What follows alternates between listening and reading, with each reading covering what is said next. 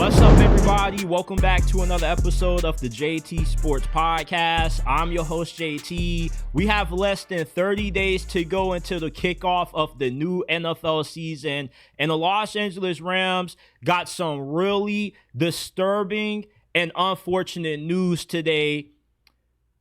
Your mind can say one thing. You can think that in your head you have the ability to do something, but your body can tell you the complete opposite.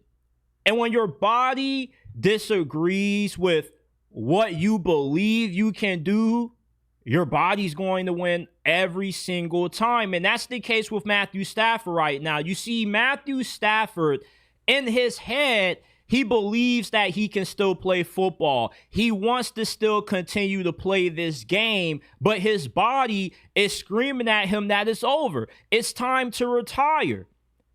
And Matthew Stafford right now is dealing with a really concerning back injury. It's reported that he has aggravated disc. He had to get epidural shots to numb some of the pain. And eventually, once the season rolls around, come week 1, Matthew Stafford will be able to play. But how long will he be able to last throughout this upcoming season? Because when you have a disc injury as severe as Matthew Stafford, to where he had to seek opinions from several doctors, it is not a good sign, and definitely a conversation that you don't want to have with the season being less than a month away. Matthew Stafford, essentially, his back has quit on the Los Angeles Rams. There is no chance that Matthew Stafford plays the entirety of this 17-game regular season. It's just no way possible that that happens. Getting an epidural shot is a Band-Aid on the bigger boo-boo that Matthew Stafford has. It's one thing to play with a fractured thumb, a fractured shoulder, or a broken bone in your toe, but it's another when you're playing with something severe as what Matthew Stafford's back injury currently is right now. Even if he is 75-80% healthy going into this season, it's hard to play quarterback at a high level with a back injury like Matthew Stafford's, because you're only one hit away from that injury not only getting worse, but also getting hit so badly enough that it sidelines you for the rest of the season. And Matthew Stafford is one of the toughest quarterbacks in the history of the NFL. The dude has played through so many injuries. He's battled through so many big hits that have lingered throughout the course of a season for him. Nobody's denying if Matthew Stafford has the ability to play through this back injury. But even if he believes that he can play through it, his body won't allow him to, because the NFL is the ultimate gladiator sport. These guys get paid millions of dollars every Sunday to go out there and try to remove the other guy that they're going up against, head separated from their body. That's the goal. It's not just to score touchdowns, but it's also to inflict the most pain possible that your opponent doesn't want to continue to line up against you. And when you have a back injury that's flaring up randomly like Matthew Stafford's, you're never going to get healed until you're able to get surgery on it at the end of the season. The Los Angeles Rams have a really huge problem on their hands right now with Matthew Stafford's back injury. It's only a matter of time before Jimmy Garoppolo takes over and has to start some games in place of Matthew Stafford when he misses some games. And I know that injuries are something that you can't predict, they're random. A back injury like this, though, is not a matter of if Matthew Stafford is going to miss time with it. It's a matter of when. When you have 335-pound guys coming at you, throwing you around, falling on you, how much do you think Matthew Stafford can sustain before his back completely quits on him? Not too long. I'm not one of those Twitter experts that comes on here and tells you that a guy needs to retire. I'm one of those people that if a guy wants to continue to play despite the risk that comes with him continuing to play this game, I have nothing wrong with it. His body, his choice. But when you end up having to get an epidural shot, it is not a good sign. And maybe at this point, Sean McVay is looking at it from this perspective. Let's say Matthew Stafford plays the first 7-8 weeks of the season. The back injury flares up so bad to the point when he's out for the rest of the season. Okay, either one or two options you have on the table. Jimmy Garoppolo comes in, plays solid enough to get you to the playoffs, and you're an early first round, second round exit. Or two, Jimmy Garoppolo isn't that good. You end up not being in playoff contention, and it puts you in a prime position to draft Arch Manning in next year's draft if he declares. The Los Angeles Rams have 2 first-round picks available in next year's draft, and whoever gets the first overall pick, there's no guarantee that they're going to get Arch Manning. The Manning family has a lot of say in where Arch Manning is going to play. If the Browns get the first overall pick, if Arch Manning comes out publicly and says that I'm not going to declare if the Browns have the intentions of drafting me, I will only play for the Los Angeles Rams, they have all of the leverage.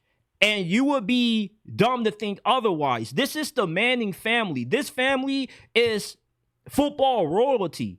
So if Arch Manning and the rest of his family say they don't want him to play for the Browns, they only want to play for the Rams, and he won't come out, if that doesn't happen, he's going to get that wish. He's a talented enough prospect that if he does play as good as what's expected, he will hold that power. The Rams could say, listen, we intend on trading up for you. That would be enough for Arch Manning to want to come out, to want to declare, because going to the Rams is the best situation possible for Arch Manning to have a great career. You're playing with one of the greatest offensive minds in the history of the NFL, with the organization that is incredible at team building. The Rams have one of the youngest rosters in the NFL. Minus Matthew Stafford, they're young at pretty much everywhere. Arch Manning will be in a perfect situation to have a great career. When you have the Manning last name, there's a lot of pressure. There's a lot of high expectations that comes with that name on the back of that jersey. You don't have any room to fail, so you want to go to the best team possible. Going to the Rams would be the best spot for Arch Manning, and the Rams getting Arch Manning would be the best case scenario for what looks to be a really dark time when it comes to Matthew Stafford's back injury. The Rams had the expectations of being able to possibly knock off the Philadelphia Eagles for the NFC and make it back to the 3rd Super Bowl under Sean McVay, but with this back injury, with these aggravated discs, it makes the chances of that really slim. Even if Matthew Stafford is able to play the majority of the regular season, he's not going to be as good as what he would be if he was fully healthy. His back has given up on him, and his body is telling him, Matthew Stafford, it's time to hang it up. But in his mind, he still believes that he can continue to play this game, and eventually your body's going to win. You can think something and believe something all you want to, but when your body is telling you something else, guess who has all the say-so in the matter? Your body. Because there's only so much of your body. There's only so much of the human anatomy that you can truly have control over. If your body's telling you it's time to hang it up, eventually your body's going to force you to hang it up. And Matthew Stafford is getting really close to that right now. This is a really scary situation at the LA Rams are in right now. If you don't want the starting quarterback of your favorite team to play like Anthony Richardson, Go ahead, hit that like button, subscribe to the channel. Check us out, JT Sports, on all podcasting platforms. Give us a 5-star review on Apple and Spotify. Let's get back to the video. If Shedeur Sanders is going to be the Browns starting quarterback this year, there is a lot that has to happen. And one of those things that has to occur is a bunch of misfortunes to the guys that are ahead of Sheduer on the Browns' current depth chart. Right now, Shedeur Sanders is locked in as QB4. But with Kenny Pickett and Dillon Gabriel dealing with injuries that's going to sideline them for the Browns' first preseason game, Shedeur Sanders is going to get the opportunity to capitalize off those guys' misfortune. He's going to get a large amount of reps with the 2s and the 3s as the Browns starting quarterback in their preseason opener against the Carolina Panthers. This is the kind of situation that Shedeur Sanders needed to happen in order to have a fair shot at possibly starting for the Browns this season. When Dak Prescott got drafted by the Dallas Cowboys in the middle portion of the draft, despite how good he was initially, he needed a lot of chaos to happen in front of him. He needed Tony Romo to get injured. He needed the backup quarterback to get injured as well for him to get his opportunity. Right now, all the dominoes are perfectly falling in Shedeur Sanders' favor. Because in football, the old saying goes, one man's misfortune is another man's opportunity. When one guy gets injured, that's your shot to prove yourself. And in this preseason game for the Carolina Panthers, Shedeur Sanders has probably the best opportunity ever to run away with not just the backup quarterback gig, but also position himself to maybe be able to dethrone Joe Flacco if he dominates in this preseason game against the Panthers. It doesn't matter if he has to play with a bunch of guys who aren't going to make it to the roster or who are going to be playing on a practice squad or on the UFL. There are no excuses for Sheduer in this situation. The Browns coaching staff has put him in the doghouse.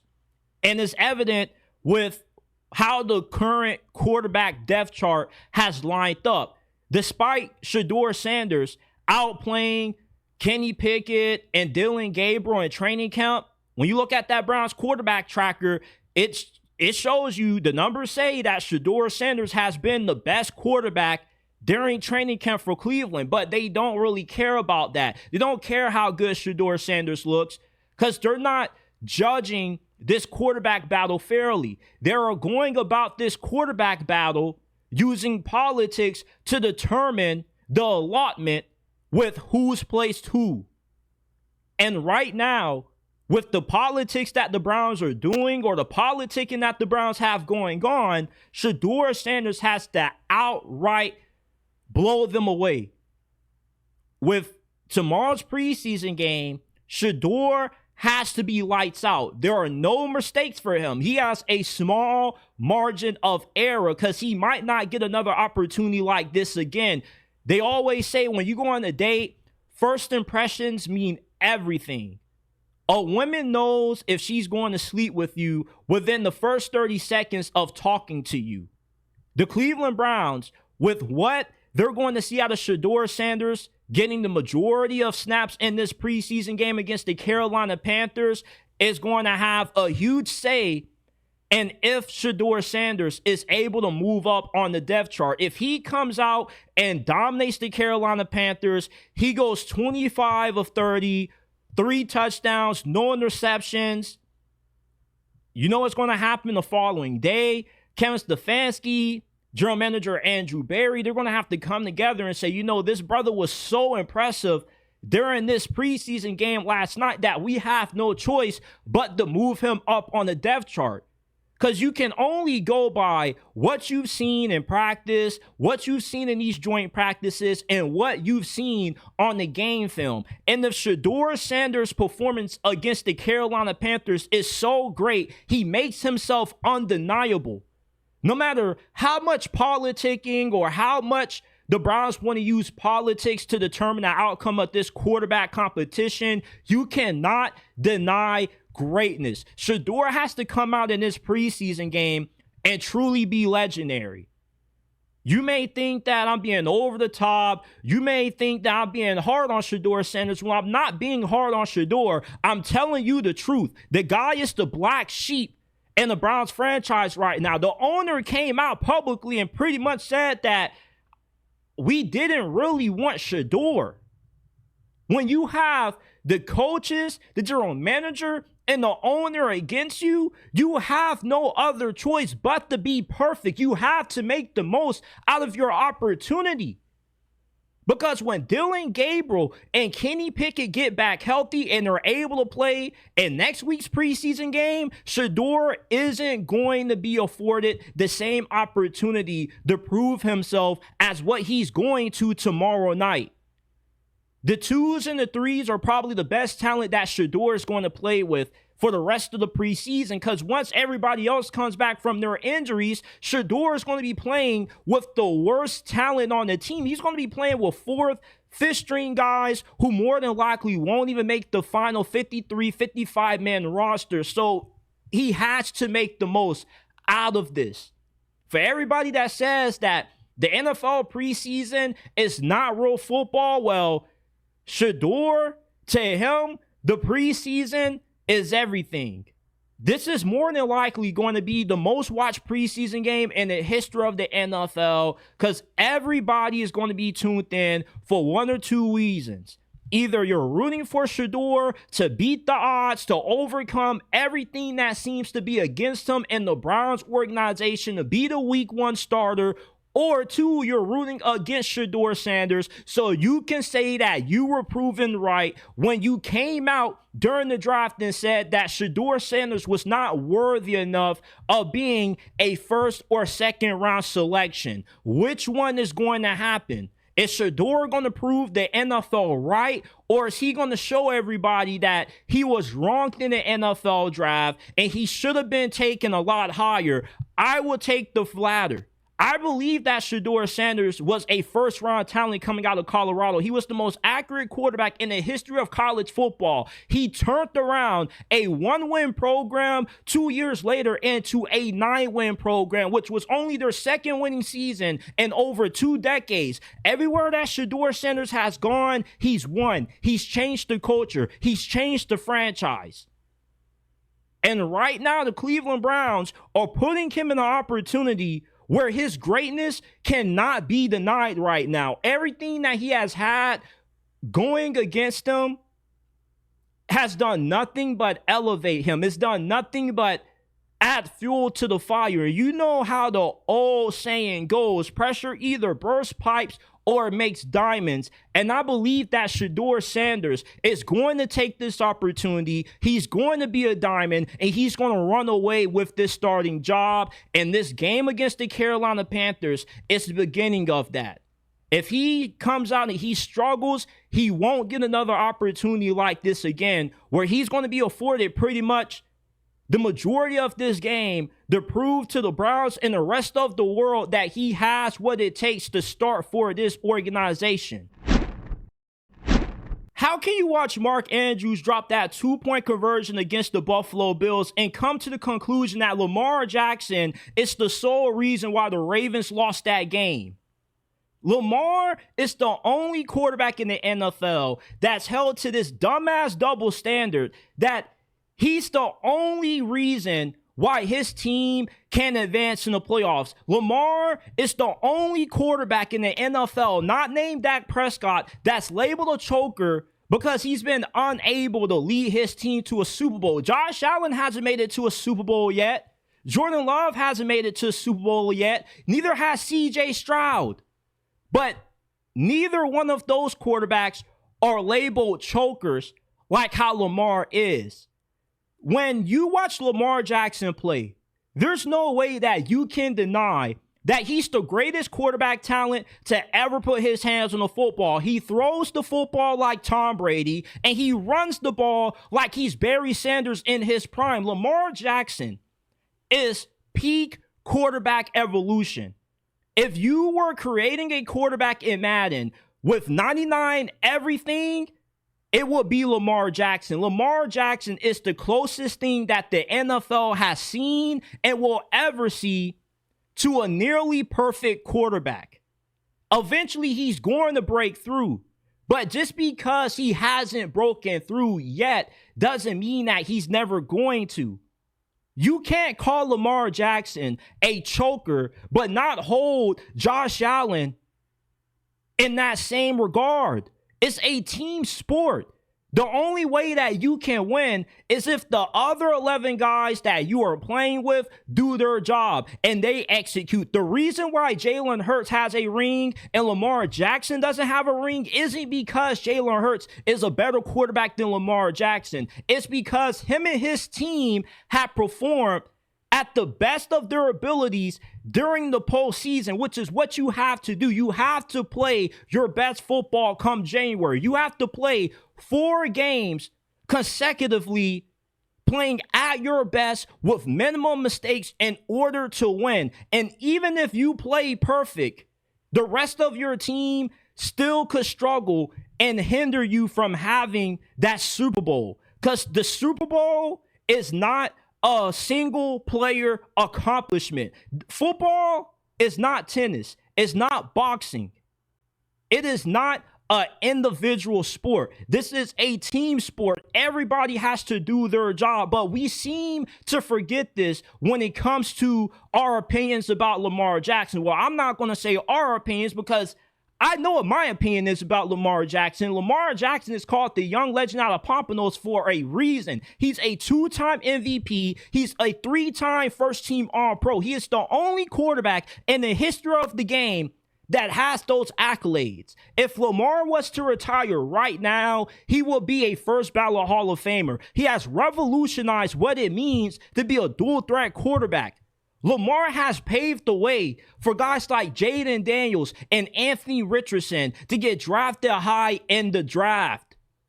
He has been a trailblazer for this sport, for his position. He has completely changed how everybody evaluates quarterbacks. When general managers go into the draft, they're not saying we need the next Patrick Mahomes. We need the next Josh Allen. We're looking for the next Lamar Jackson. We are looking for a super weapon at quarterback. That's how much Lamar Jackson has changed the game.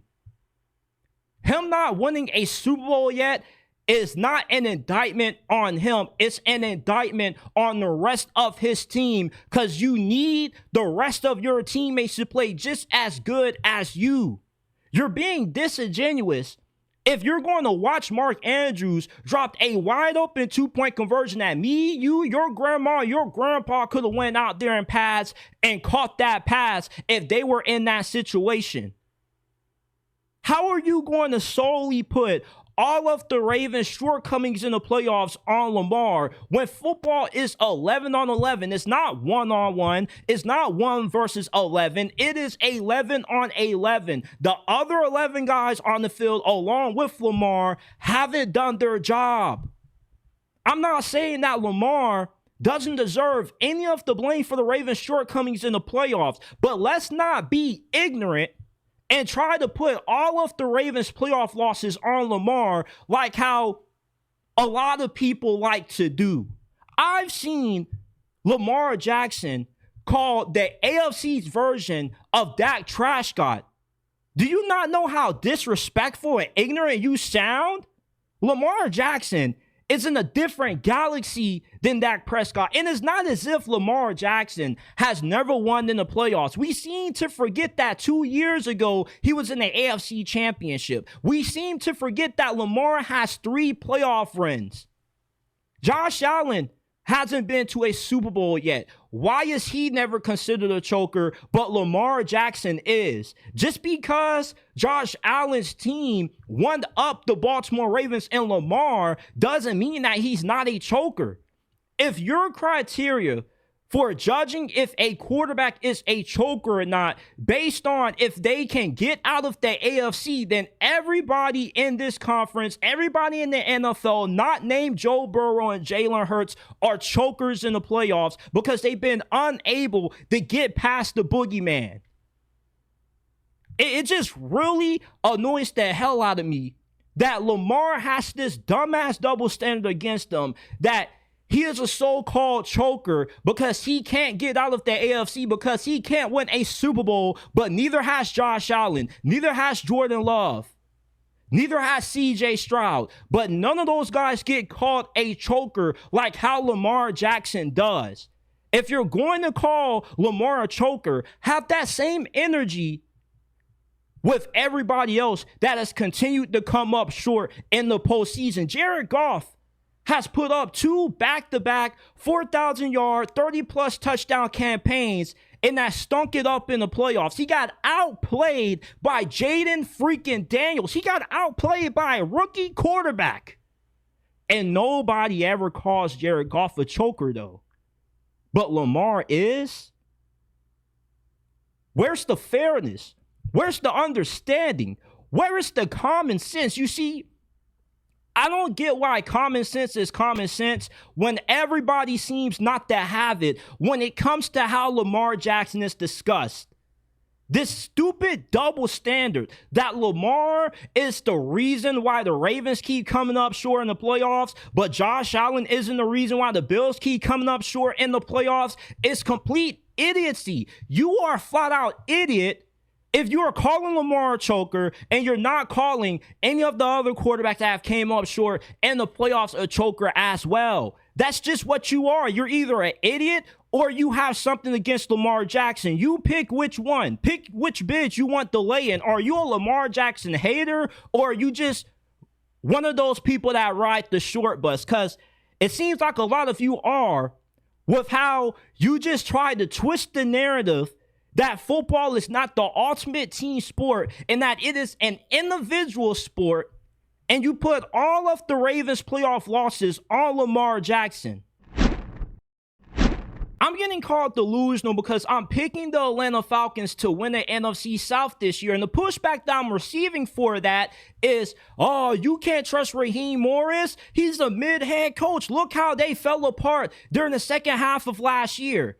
Okay, if you're telling me that I can't trust Raheem Morris due to Kirk Cousins throwing away the NFC South title to the Buccaneers, then you can't trust Todd Bowles to win this division again, because he got swept by Raheem Morris last year.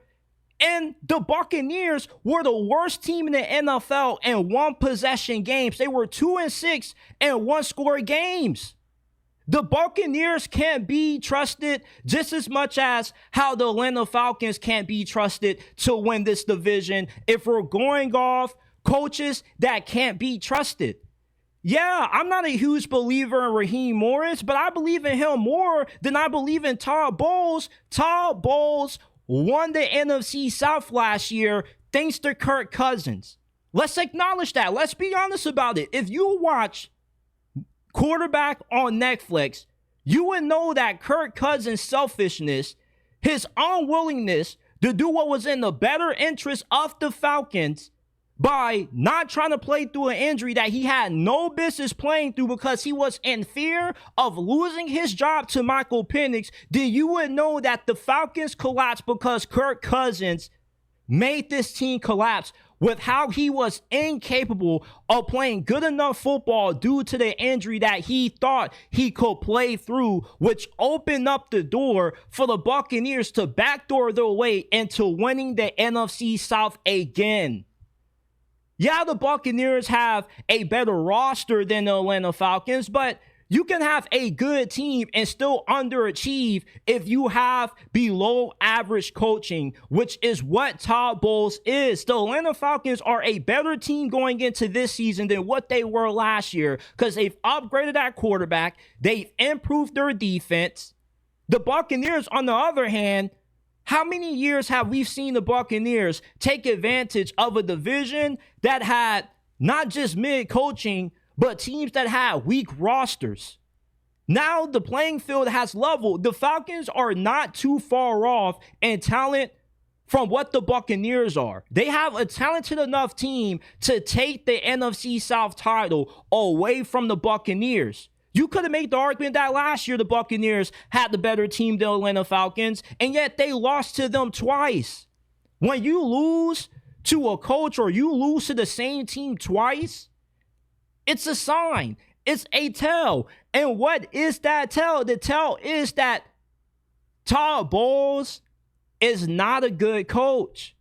It's easy to win a division when the coaching and the other three teams that you're going up against, you have a more superior roster than. The Atlanta Falcons have caught up to the Buccaneers enough in talent to where they're good enough with Raheem Morris being a halfway decent coach, Michael Penix being what should be a good quarterback, can knock off the Buccaneers.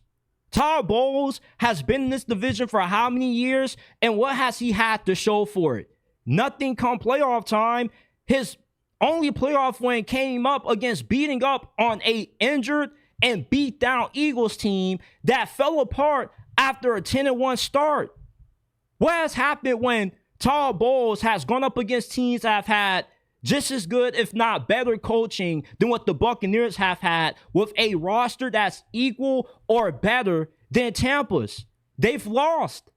He's a defensive-minded coach and yet couldn't stop a rookie quarterback from shredding apart his defense. Every time Jaden Daniels and the Commanders got into a fourth down situation, they were automatic. Todd Bowles is not a good coach, and he's not even a good enough coach to give him the benefit of a doubt that he can continue to lead the Buccaneers to NFC South titles with how good the Atlanta Falcons are from a talent standpoint and the coaching being on par. You can't say that you don't trust the Atlanta Falcons because you don't trust Raheem Morris because he has bad clock management. His in-game decision-making isn't that good when Todd Bowles has the same problems. If you're telling me that you can't pick the Falcons to win the NFC South because of Raheem Morris, then you can't pick the Tampa Bay Buccaneers to win the NFC South with Todd Bowles because him and Raheem Morris are about the same coaches. Who else are you going to take? You're not going to take the Carolina Panthers and Dave Canales. He's unproven, and you damn sure are not going to take Kellen Moore. With that quarterback situation, it doesn't matter how good of an offensive guru you are. You need Jesus to come down and play quarterback for you if you're New Orleans, if you want a shot at being able to win the NFC South this year. You're not winning anything with Tyler Suck and Spencer Rattler. So if you can't pick Dave Canales and the Panthers or Kellen Moore and the Saints to win the NFC South, you're stuck picking between either a head coach that got swept by Raheem Morris last year, was 2-6 and one possession games, or you have to pick Raheem Morris, the same coach that you claim you can't trust, but yeah, you're picking the Buccaneers who have underachieved for the past two seasons with Super Bowl caliber rosters, thanks to how incompetent that Todd Bowles has been. Davante Adams couldn't be more wrong about Travis Hunter. He was on the pivot with Fred Taylor, Ryan Clark, and Shannon Crowder, and he was asked about his thoughts on Travis Hunter's ability to play both ways at a high level in the NFL, and Davante Adams doesn't even think it's possible for Travis Hunter to play both ways in the NFL, which he's incredibly wrong about this. The issue with Davante Adams' comments is that it's coming from a place that lacks understanding. It's not impossible for Travis Hunter to play both ways in the NFL because we've never seen a player like Travis Hunter attempt this at this level. People question what they don't understand because they've never seen it before. How can you understand something that has never been attempted? How can you understand something that has never been done? Travis Hunter has been playing both sides of the football since he first ever started playing this game. Why are we viewing Travis Hunter as he's some kind of scrub? The guy was the number one recruit coming out of high school. He is a 1% athlete. He won the Heisman Trophy. You don't accomplish these feats if there wasn't something special about you. If there's anybody who could be an all-pro receiver and cornerback is Travis Hunter. This dude is what they call a unicorn. You know why they call Travis Hunter a unicorn? Because we've never seen a player as unique as him before. There have been players who have been really good on the defense side of football and okay on offense, like Charles Woodson and Jabril Peppers, but we've never had a prospect that would have been a first-round pick regardless, like Travis, if he decided to play receiver or cornerback full-time. That's how good Travis Hunter is. That's what Davante Adams doesn't understand. You can manage him. You can manage his workload. He doesn't have to play every snap. Of course, the Jaguars are not going to have Travis Hunter out there playing the entirety of a 60-minute game. They're going to have him playing majority on offense. He's going to get 75% of his work on offense because Liam Cohen, the Jaguars' new head coach, is a offensive-minded coach. So he's going to want a guy that the Jaguars gave up so much to acquire to play on the side of the ball that he specializes in, and they're going to have special packages for Travis Hunter on defense, whether that be third down situations or in the red zone. Travis Hunter is going to get enough plays on both sides to impact the game that we've never seen a single player be able to do who doesn't play quarterback. Davante Adams is questioning how long his career can last playing both ways. It's not about that. If you were asked a question about how good Travis Hunter is going to be playing both ways, you can't bring in durability into the conversation. That has nothing to do with Travis Hunter's ability to dominate both ways in the NFL. You cannot foreshadow injuries unless you're Matthew Stafford and you have chronic back issues like him. Travis Hunter doesn't have any injury concerns. He played the majority of games in college other than his first season at Colorado when a dude from Colorado State took a cheap shot on him and blasted his kidneys, blasted his liver off a cheap shot. That's the only thing that kept Travis Hunter out of action. Travis Hunter played both ways in the state of Colorado, where the elevation is higher compared to any other place in the country. It's harder to get oxygen playing in Colorado than it is everywhere else, and yet Travis Hunter was able to do it, which shows that he has unhuman-like conditioning. Travis Hunter is a 1% athlete. That's what the NFL is home to. It's home to generational athletes. It's home to Ironmen. It's home to some of the rarest species of athletes in the world. Travis Hunter is one of them ones. Travis Hunter is not just your average run-of-the-mill two-way player. Travis Hunter is a man-child that the NFL doesn't seem to understand, which is why they're trying to say that what he's attempting to do is impossible because it hasn't been proven yet to be possible. Athletes are getting better and better. We have guys who are 300 plus pounds running sub 4.8, sub 4.7. 20 years ago, we would have never seen guys like Travis Hunter or Myles Garrett or Jalen Carter. Human evolution, people. Eventually, you're going to have a world where you're going to have another Travis Hunter. You're going to have a world where you're going to have multiple guys like Travis Hunter that play both ways because Travis Hunter has already shown the ability to do it in college, which is going to make more coaches attempt it. Will they be successful? A lot of them probably won't, but there will be a few that slip through the cracks and are, and eventually you'll have more guys like Travis Hunter coming into the NFL that have the ability to play both ways as a really good receiver and a really good defensive back. Davante Adams is so wrong on Travis Hunter. You don't think it's possible for Travis Hunter to play at a high level both ways because you've never seen it be done before. That's why you don't believe that it's possible, because the possible you feel is impossible because it hasn't proven to be possible yet. But Travis Hunter is about to show you that it can be done.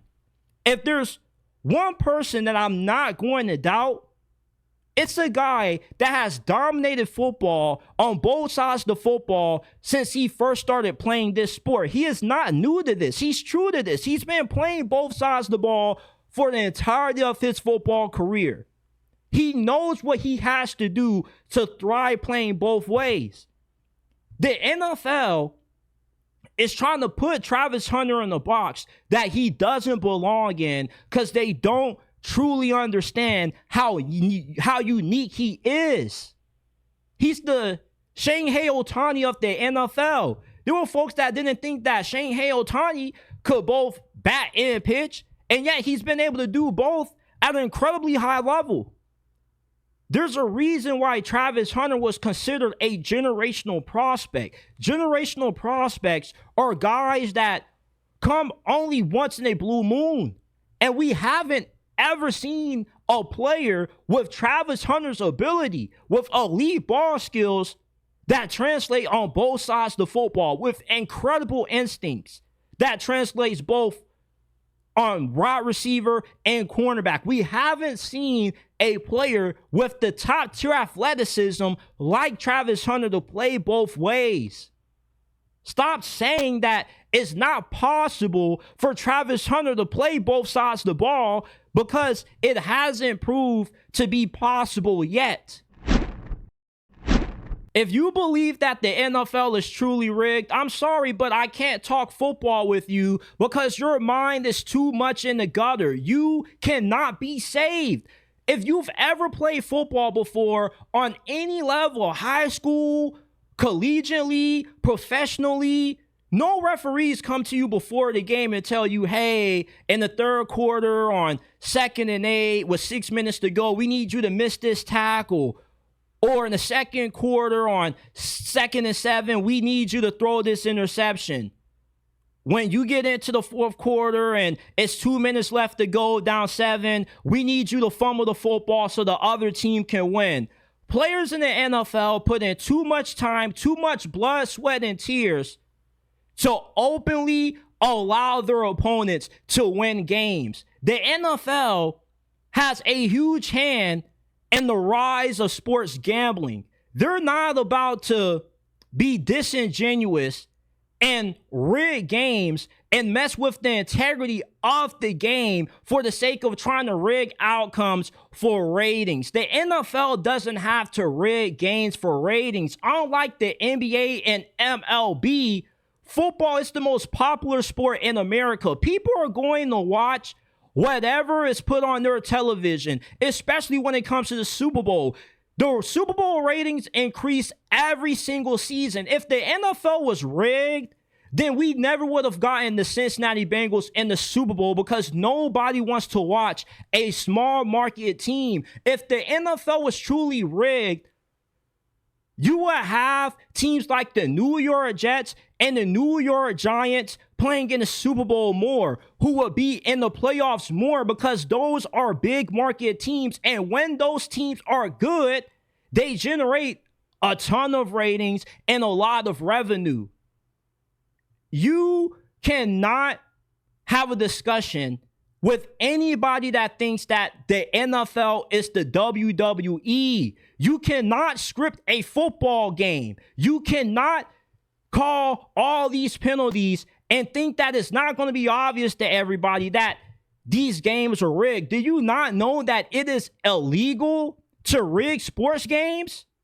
It's the equivalent to insider trading. That's why the NFL and all these other sports leagues come down so hard on players when they bet on themselves, when they bet on their player props, when they bet on other teams and players inside of the league, because it ruins the integrity of the game. There's too much money at stake to have to rig a game. The NBA has had situations when it's been rigged because it's much easier to rig a basketball game than it is to rig a NFL game where you have 11 players on both sides of the ball, 22 players in total, all on the field at once.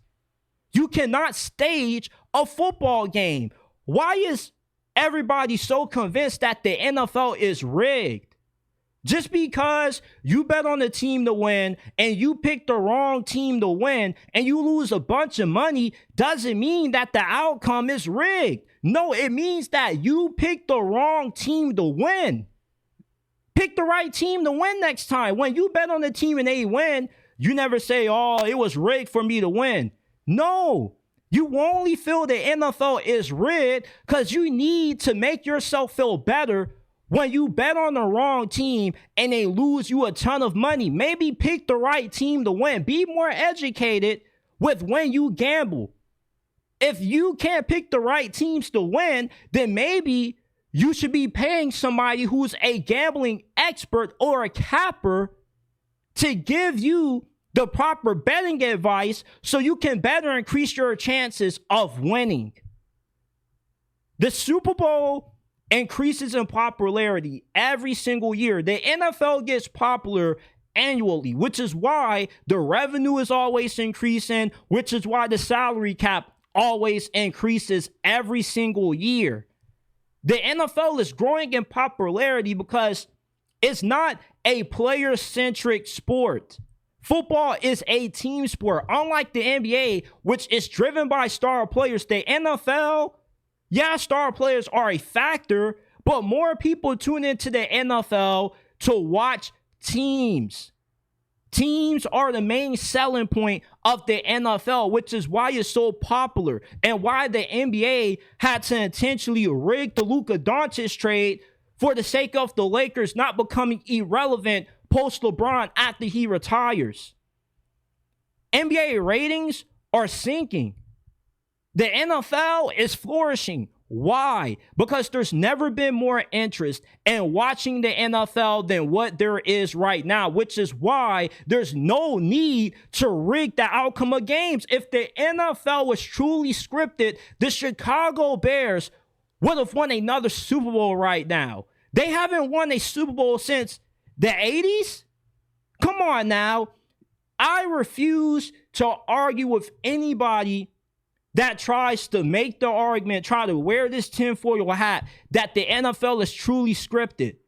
These players get paid too much money. These owners spend too much money on these teams to risk, oh, well, we're just going to let this team win. Do you think that Jerry Jones and some of the other owners in the NFL openly just willingly let the Kansas City Chiefs win the AFC every year? The Kansas City Chiefs have been in the AFC Championship, one game shy of the Super Bowl, every year since I was a 10th grader in high school. You think the owners are just saying, oh yeah, let's just rig it for the Kansas City Chiefs? No. These owners invest a lot of money into their team. They invest a lot of money to own the right to have a team. They invest a lot of money to pay players. They are not about to throw that all away for the sake of just letting one team win the Super Bowl.